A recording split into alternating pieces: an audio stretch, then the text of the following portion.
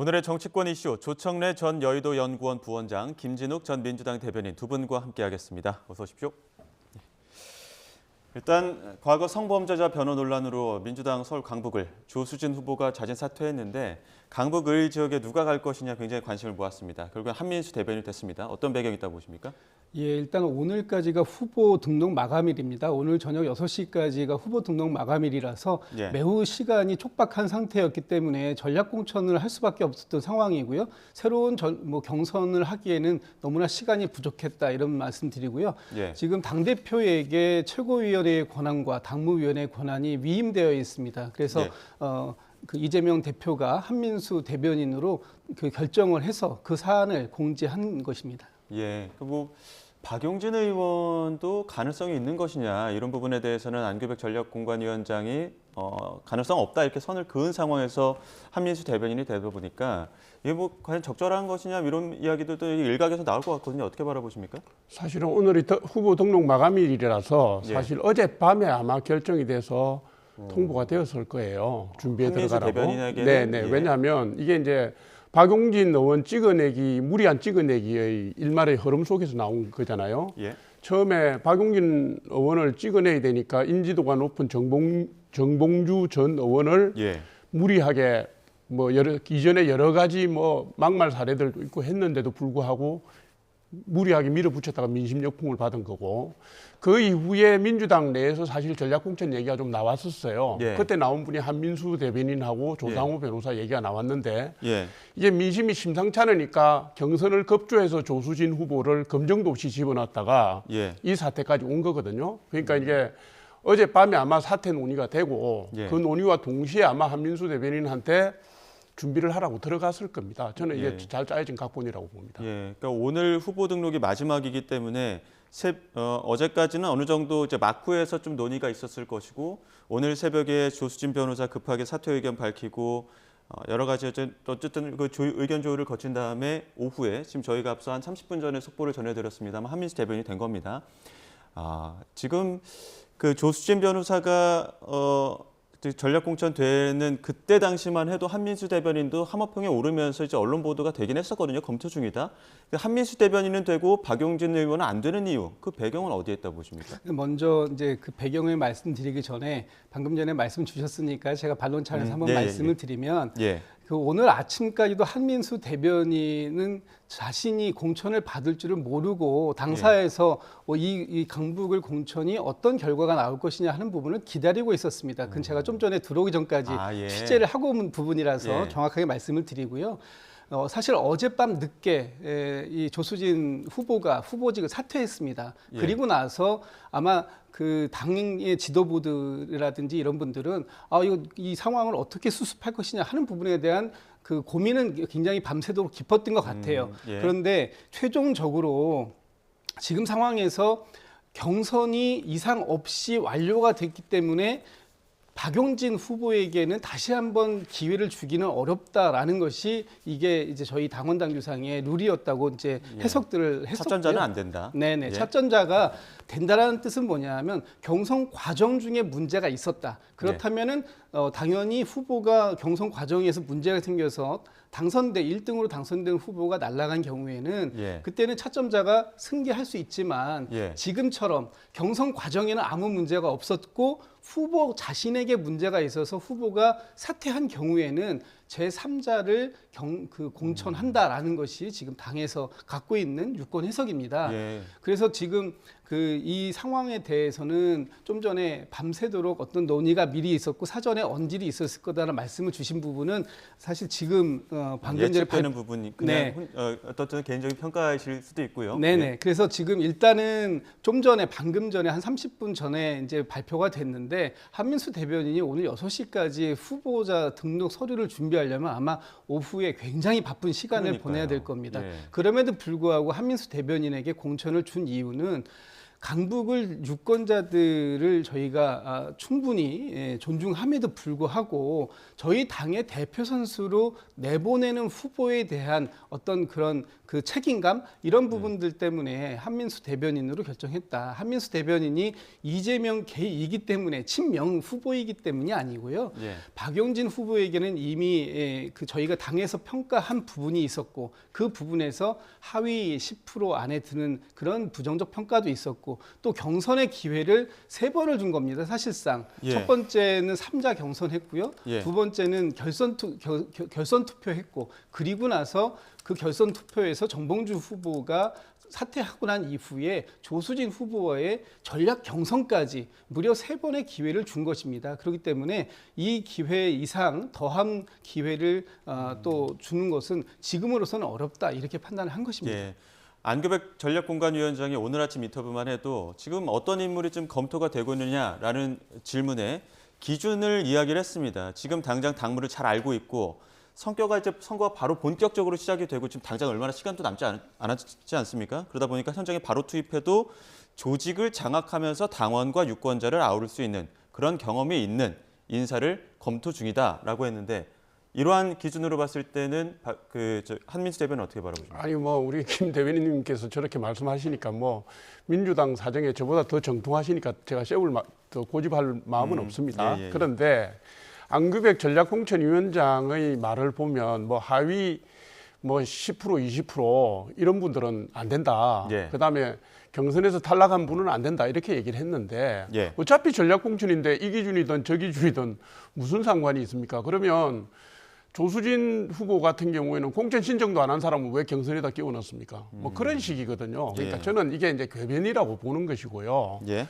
박용진 후보를 배제하기 위한 여러 가지 민주당의 노력들은 그간 언론을 통해서 국민들 보고 있는 국민들이 다 그렇게 느끼고 있고 내부 사정이 어찌됐든 간에 제가 이해하기로는 반나절 만에 공천 서류를 만들기 힘들어요. 그래서 제가 추측컨대 아마도 이게 어제 저녁 늦게라도 갔을 거라고 말씀을 드렸던 겁니다. 예, 그럼에도 지금 오전 내에 검토가 됐고 지금 굉장히 바쁠 것이다라는 이야기도 해주셨는데요.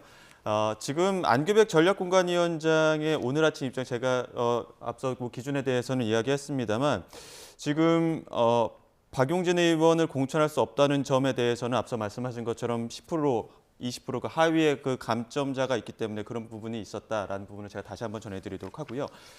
양당의 총력전, 선거 총력전에 대해서도 다시 한번 짚어보겠습니다. 지금 19일 앞으로 다가왔기 때문에 여야 대표들 지금 총력전에 돌입을 했습니다. 한동훈 국민의힘 비대위원장 그리고 이재명 더불어민주당 대표 발언 묶어서 들어보겠습니다.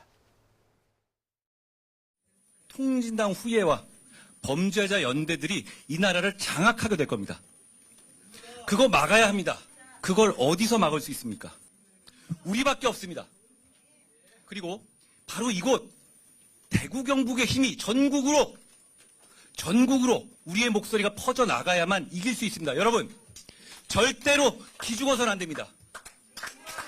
그래야 할 이유도 없습니다. 민주주의는 또 어떻습니까? 지금 입을 틀어막고 귀를 틀어막죠. 언론들을 갖다가 겁박을 해가지고 야, 너 칼집 놓는 거 봤지? 조심해. 농담이야. 여러분, 이게 농담입니까? 생선 횟칼로 기자 허벅지를 찔러대는 것이 농담입니까? 겁박을 한 거 아닙니까? 네, 양당의 원톱 굉장히 발언이 좀 세지는 부분들이 있었는데 일단 한동훈 위원장 보통은 그 대구, 그러니까 텃밭을 찾으면 기가 살지 않습니까? 근데 기가 죽지 말자, 기 죽지 말자 이렇게 얘기를 했습니다. 어떤 배경이 있다고 보십니까? 글쎄요, 뭐 제가 한동훈 위원장의 심리까지는 뭐 읽을 수는 없고요. 언론이 너무 재미있게 한마디 한마디 일거수일투족이 다 관심을 가지는 것 같아요. 저는 뭐 그냥 일반적인 멘트라고 생각했습니다. 예. 되게 이제 우리가 총선이나 큰 선거가 있으면 시간이 갈수록 이렇게 양당의 핵심 지지층을 중심으로 해서 지지층이 결집하는 양상을 보이잖아요. 예. 보이다가 이게 이제 후보 등록을 하고 선거 한 일주일 전부터 한 3일 전 사이에 예. 이제 중도층을 비롯한 그러니까 그 말하자면 마음을 못 정한 서잉보트청들이 이제 예. 마음을 정하기 시작하거든요. 예. 그러니까 어제부터 후보 등록을 시작했으니까 한동훈 위원장이 이제 지지층 결집에 나섰다 이렇게 보시면 되고요. 예.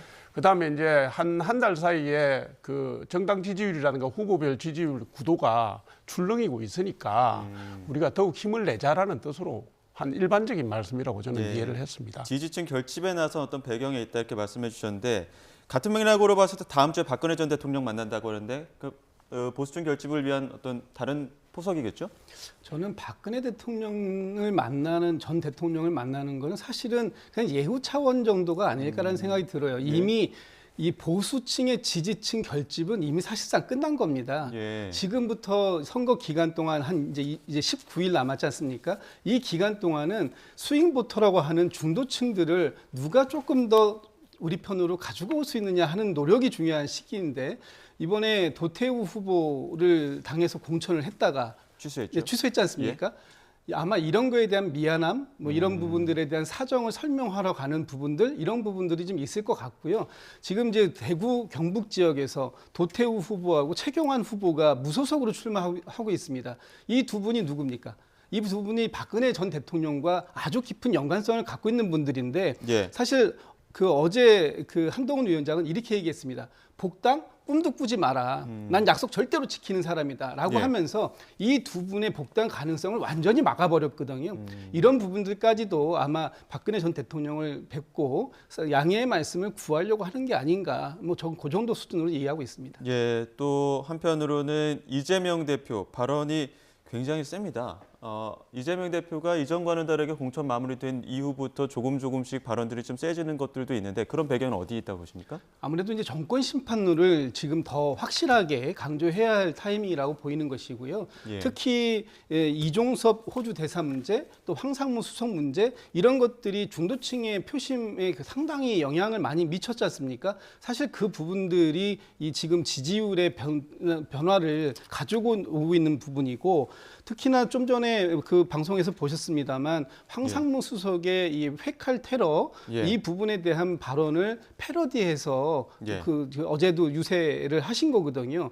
이만큼 이 국민들의 민심이 지금 어떤 어느 위치에 가 있는지를 잘 알고 있는 것이고 정권이 왜 심판을 받아야 되는지 경제가 무능하고 지금 이 상황들을 극복할 수 있는 거는 현 집권 여당이 아니라 우리 대한 야당이다라는 점을 강조의 말씀을 하기 위해서라고 보입니다. 예, 언급에 지금 영상으로는 보이지 않습니다만 자막을 통해서 보여드리고 있습니다. 반역 집단이라든가 아니면 무례배 뭐 이런 이야기들도 하다 보니까 좀 공세고삐를 너무 강하게 쥐고 있다 이런 측면들도 있는 것 같더라고요.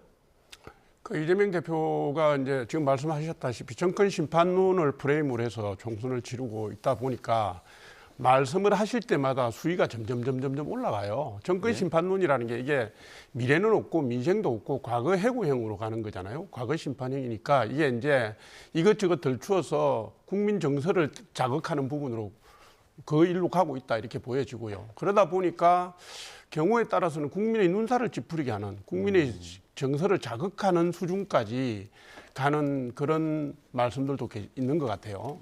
그런데 이제 이 정권 심판론뿐만 아니라 지금 이재명 대표의 심리 상황을 제가 알 수는 없지만 이게 조국 혁신당의 조국 대표가 지금 말하자면 민생보다는 무슨 특검법이니 국정조사니 이러고 나오고 있잖아요. 훨씬 센 선명성 강한 투쟁을 하고 있지 않습니까?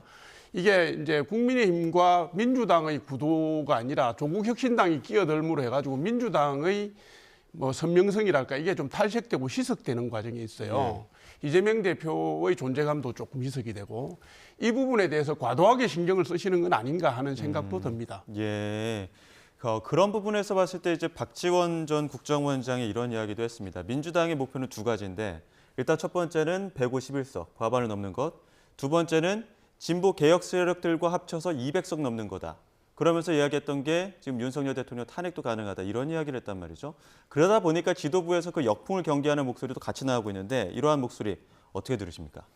일단 200석을 목표로 한다라는 말씀은 그 사실이 아니고요. 200석이 되면 이런 것들을 할 수 있다. 그 중에 하나가 탄핵까지도 가능한 의석수다라는 말씀을 하신 겁니다. 정확하게 저희 지금 민주당이 이번 선거에서 기대하는 의석수는 일단 원내 제1당이 되는 겁니다. 단독 과반이 되는 것입니다. 물론 단독 과반이 안 될 수도 있습니다만 하다못해 원내 제1당이라도 돼야 되겠다라는 강한 목표의식을 갖고 있는 것이고요. 다다익선이라고 하지 않습니까? 한 석이라도 더 획득해서 저희가 지금 이 윤석열 정부의 태도를 변화시킬 수 있는 의석수라면 의미 있는 의석수가 될 수 있겠다, 이런 말씀 드리는 것이고요. 또 좀 전에 말씀 주셨던 것처럼 정권 심판론의 민생 없이 이 과거 회귀형이라고 말씀 주셨는데 제가 이 반박 드리는 건 아니고요. 지금 이 집권 여당의 한동훈 위원장의 발언을 보시면 이재명 대표 또는 조국 대표 욕하는 거 말고 과연 민생을 위해서 우리 집권 여당이 이렇게 하겠습니다라고 하는 미래형 말씀을 좀 더 많이 해주셔야 되는 타이밍이 아닌가, 이런 생각도 합니다. 자, 말씀하신 것처럼 지금 민주당의 가장 큰 목표는 원내 1당이 되는 것이다라고 얘기를 했습니다만, 지금 그 조국 혁신당을 바라보는 경계의 목소리가 나오는 이유는 만약이라도 과반을 조금 부족한 의석수를 확보한 뒤에 조국 혁신당이 어떻게 보면은 더 많은 파일을 가져갔을 때 조국 혁신당의 민주당의 어떤 이야기들, 주장들이, 목소리들이 좀 흔들리는 것 아니냐, 이런 이야기들이 나오다 보니까 더욱더 경계하는 것 같거든요. 어떻게 바라보십니까? 그런 측면이 있죠. 이게 이제 지민비조라는 말이 있지 않습니까? 지역구는 민주당, 비례대표는 조국 혁신당, 이 얘기를 민주당도 처음에 쉽게 생각했어요. 같은 식구라고 생각해서. 근데 이 논리가 사실은 이재명 대표에게 실망한 민주당 지지층들, 그리고 민주당의 조금 더 우호적이었던 중도층들의 마음을 선택지를 넓혀주는 역할을 한 거거든요. 그래서 지금 이제 아마도 제가 볼 때는 조국 혁신당도 민생이라든가 국가 대계라든가 대한민국의 미래를 얘기하기보다는 한풀이 정치에 주력을 하고 있고요. 그게 더 선명하고 하니까 민주당의 강성 지지층조차도 거기에다 마음을 보내는 것 같아요. 지역구로 어차피 민주당을 찍으니까 비례대표는 조국 혁신당을 찍어도 된다는 이런 사인을 받은 것처럼 된 거죠. 그러니까 지금 요거를 멈추지 못하면 민주당의 비례대표 의석수는 상당히 쪼그라들 수도 있다. 자, 국민의힘 이야기도 해보겠습니다. 총선을 이제 19일 앞두고 있는 상황인데, 이종섭 또 황상무 암초를 만났고, 황상무 수석은 일단은 사의를 표명하면서 어느 정도 좀 수습되는 목소리가 나왔습니다. 하지만 이종섭 대사를 두고는 아직까지도 여전히 뇌관으로 남아있는 모습이 있는데요. 당 내에서도 어떤 더 큰 적극적인 좀 조치가 필요하다, 이런 이야기가 나왔습니다. 오늘 아침 나경원 국민의힘 공동선대위원장 인터뷰 내용 들어보겠습니다. 대통령실로서는 억울할 겁니다. 왜냐하면 공수처에 고발된 거, 공수처가 이제 출금시킨 거를 몰랐던 거고요. 또 공수처는 사실 그동안 전혀 수사를 하고 있지 않았던 거거든요. 공수처가 저는 빨리 수사를 좀 적극적으로 하는 것이 맞다고 생각을 합니다. 그냥 마냥 그렇게 끌고 갈 것이 아니라 국민들도 답답하거든요. 이종섭 대사도 이 부분에 대해서 좀 적극적으로 국민들의 이런 우려에 대해서 좀 불식시킬 수 있는 노력을 조금 더 적극적으로 해주시면 좋겠습니다.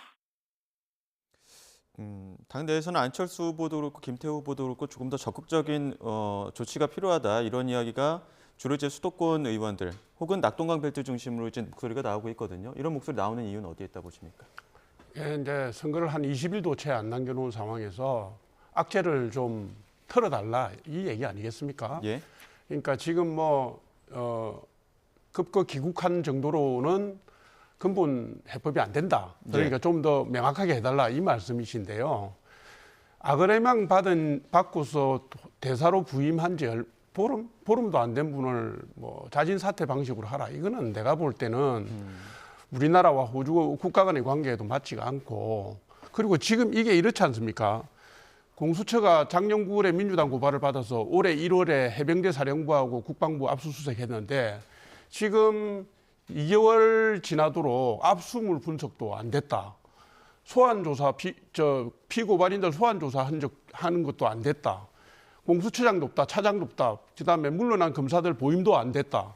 이런 상황에서 증거인멸 우려도 없고 도피 우려도 없는 전직 장관을 갖다가 출국 금지를 하고 2번이나 그 연장한 공수처의 저희가 뭔지 수사를 해보고 이게 도주 우려가 있다고 판단되면 출국 금지를 하는 거 아닙니까? 공수처가 지금 이종섭 대사가 들어와서 소환 수사를 해달라고 하는 이 시점에도 검토해보겠다 하면서 준비가 전혀 안 된 모습을 보이고 있거든요.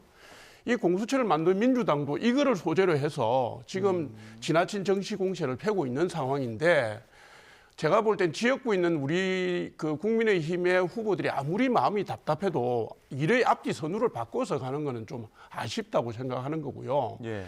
이 부분은 좀 바로잡을 건 잡아가면서 해야 된다고 생각합니다. 이 부분은 반론이 필요할 것 같은데요. 지금 그 이종섭 그 대사 수사를 공수처가 안 하고 있다라고 하면서 공수처 때리기에만 집권 여당이 좀 몰두를 하고 있는 것 같습니다. 저는 이 부분에 대해서는 정말 잘못된 것이다라고 말씀드리겠는 게 지금의 이 공수처가 아직도 여전히 문재인 정부의 공수처입니까? 아닙니다. 윤석열 정부의 공수처입니다.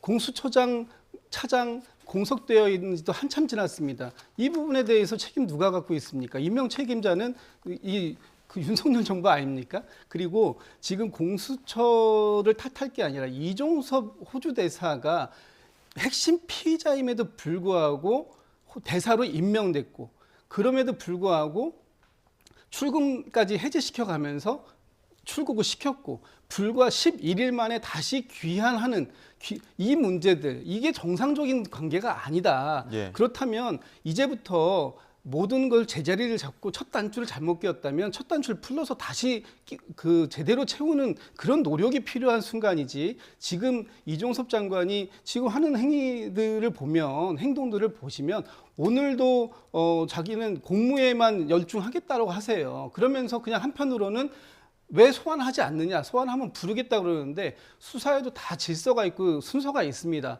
예전에 송영길 대표 때 그 검찰에서 또 법무부 장관이었던 한동훈 장관이 뭐라고 했습니까?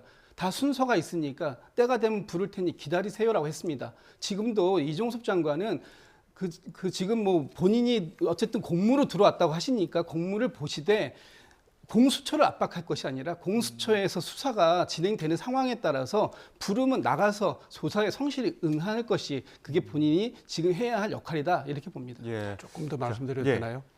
지금 공수처를 공격한다고 말씀하셨는데 작년 9월에 고발을 받아서요. 6개월이 넘도록 왔습니다. 근데 지금 혐의가 뭐냐면 직권 남용이에요. 그죠? 해병대 수사단에서 조사한 보고 자료를 경찰서로 보낸 거를 다시 해소하라고 한 그건데 뭘 더 조사를 하고 무슨 밝힐 게 많아갖고 6개월이 넘도록 아무것도 못하고 있다가 지금도 준비가 안 돼서 검토하겠다고 나오는 겁니까? 당연히 수사기관이 이런 정도의 모습을 보이면 비판받아 마땅한 거죠. 그거는 여야의 제가 볼 때 유불리의 문제가 아니라고 생각합니다. 예, 혹시 이런 공방들이 민심의 어떤 변화, 여론도 반응을 하는 건지도 한번 좀 짚어봐야 될 것 같습니다. 지금 수도권 민심에 어느 정도 좀 변화가 보이는 그런 여론조사 결과가 있어서 이 부분 한번 보겠습니다. 특히나 이제 대통령실이 있는 용산 여론조사 결과도 그렇고요.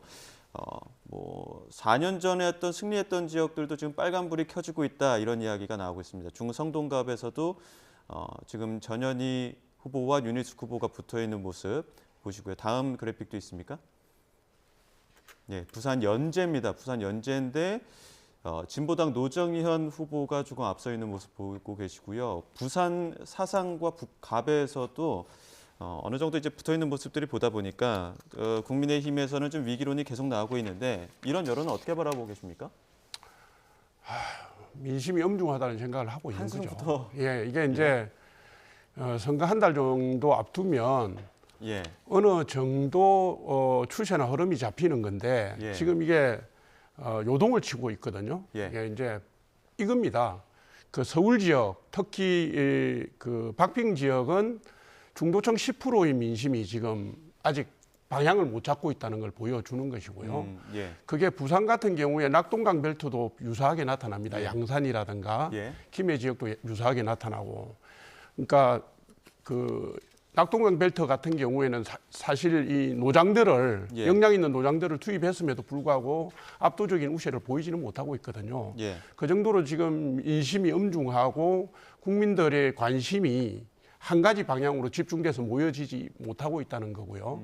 이런 추세는 지금도 이러니까 선거 한 일주일 정도 앞두고 그다음에 여론조사 공표가 금지되는 6일 전부터는 깜깜이로 들어가면 훨씬 심해질 거라고 생각합니다. 원래 수도권 지역의 경우에는 3% 이내 그 승부를 하는 지역이 대개 한 전체 122개 지역구 중에서 한 25%, 30%쯤 되거든요. 그래서 수도권 같은 경우는 좀 자연스러운데 이게 PK 지역은 조금 더 염려가 되네요. 저도 걱정하고 있습니다. 맞습니다. PK 지역 중에서도 또 낙동강벨트 쪽으로는 조금 더 염려되는 부분들이 있다는 지적을 해주셨는데 민주당에서는 그래도 좀 고무적인 분위기가 있습니까? 예, 지금 일단 정권 심판론이 여전히 과반을 넘어서고 있고요. 이 정부의 리스크는 크게 세 가지입니다. 첫 번째는 이종섭 호주 대사의 문제가 있는 것인데 이것은 귀국으로 끝났다 이렇게 판단할 문제가 아니라고 지금 여론은 여전히 보고 있는 것 같고요. 두 번째가 장바구니 물가 문제입니다. 이 물가가 고공행진을 하고 있는데 이 부분 때문에 지금 윤석열 대통령을 다시 한번 경포대라고 불러야 되는 거 아니냐는 말이 나올 정도거든요. 경제를 포기한 대통령 아니냐는 말이 나올 정도로 그만큼 물가 관리가 지금 안 되고 있다라는 부분이 또 하나 있는 것이고 세 번째는 의사 정원 문제입니다. 뭐 지금 정부는 의대 정원을 갖다가 이미 배치까지 완료를 했습니다만 이 문제가 여전히 해결 기미가 보이지 않고 있다. 이런 부분에 있어서 정부의 불안감을 느끼는 그런 것 때문에 이 총선 민심에도 영향을 주고 있는 것이다 이렇게 좀 보여지고요. 이 부분에 있어서는 저희들도 뭐 크게 기대는 하고 있습니다만 방심할 수 없다. 여론이 언제 또 바뀔지 모르기 때문에 저희가 최선을 다해서 저희 민주당의 입장을 설명드리고자 한다 이렇게 말씀드리겠습니다. 예. 마지막으로 지금 조국혁신당 앞서 잠시 언급을 했습니다만 조국혁신당의 어떤 약진에 따른 제3지대의 움직임 그런 것도 한번 짚어봐야 될 것 같은데요. 홍준표 대구시장이 조국혁신당의 등장으로 한동훈 비대위원장과 이준석 대표가 빛을 잃었다 이렇게 지적을 했는데요. 어떻게 공감하십니까? 공감하지 않습니다. 그러니까 조국혁신당의 등장으로 아까 말씀드렸다시피 민주당 지지층의 선택지가 넓어진 거 그다음 중도 표심의 일부를 흡수한 것은 분명한데요. 이준석 위원장 대표 같은 경우에는 사실은 피해자라고 할 수가 있어요. 한동훈 비대위원장 등장으로 1차 희석이 되고 조국 대표 등장으로 2차 희석이 돼가지고 제3지대 성향의 유권자들을 조국혁신당이 일부 흡수한 측면이 있거든요. 그래서 직접적인 피해자라고 할 수 있는데 한동훈 위원장 같은 경우에는 그렇게 보기는 힘들 것 같아요. 우선 조국혁신당이 뭐 이런 말씀 뭐 하지만 범죄 혐의자 정당 같은 이미지도 있고 그다음에 이념적으로도 상당히 좌파로 가 있고 하기 때문에 오히려 한동훈 위원장은 대척점에 서 있다고 볼 수가 있고요. 그보다는 이재명 대표가 이 애초에 선명한 입장을 그대로 가져가고 있지를 못해요. 그래서 지금 발언의 강도도 세지면서 점점 위험 수위의 발언을 하시는데 오히려 조국 대표의 등장으로 피해를 보고 있는 것은 이재명 대표가 아닌가 이 생각을 저는 합니다. 조국혁신당 그런 어떤 맥락으로 봐야 될까요? 당사를 마포에서 여의도로 옮겼는데 민주당 당사에서 1분 거리라고 하더라고요. 네, 뭐 바로 옆블럭이라고 저도 알고 있습니다. 지금 이제 좀 전에 말씀하셨던 것처럼 홍준표 대구시장의 말씀이 닭이 먼저냐 계란이 먼저냐 같아요. 어떤 게 먼저일지는 모르겠습니다만 분명한 것은 지금 이준석의 개혁신당이 제 역할, 제3지대에서 제 역할을 제대로 해내지 못했기 때문에 반사적으로 조국혁신당이 제3지대의 포션을 영역을 넓게 찾아가고 있다. 이 정도는 뭐 이해할 수 있을 것 같습니다. 예, 지금 민주당 당사 옮기고 나서 이재명 대표는 몰빵론 강조하고 있는데 조국 대표는 비패론 이야기하면서 좀 붙는 모습이 있거든요. 이런 건 어떻게 바라보십니까? 각자 지금 상황에서는 자기 일 열심히 할 수밖에 없는 상황 아니겠습니까? 특히 더불어민주당이 주도해서 만들어 놓은 위성정당이 더불어민주연합입니다. 당연히 더불어민주당의 대표를 맡고 있는 이재명 대표는 더불어민주연합까지 같이 손붙잡고 가야 된다는 얘기를 할 수밖에 없는 것이고요. 조국 대표 입장도 조국혁신당이 아까 말씀 주셨던 것처럼 비민지조 이런 거 아닙니까? 예, 그런 거 비조, 지민. 죄송합니다. 하도 많이 바뀌어서 헷갈렸어요.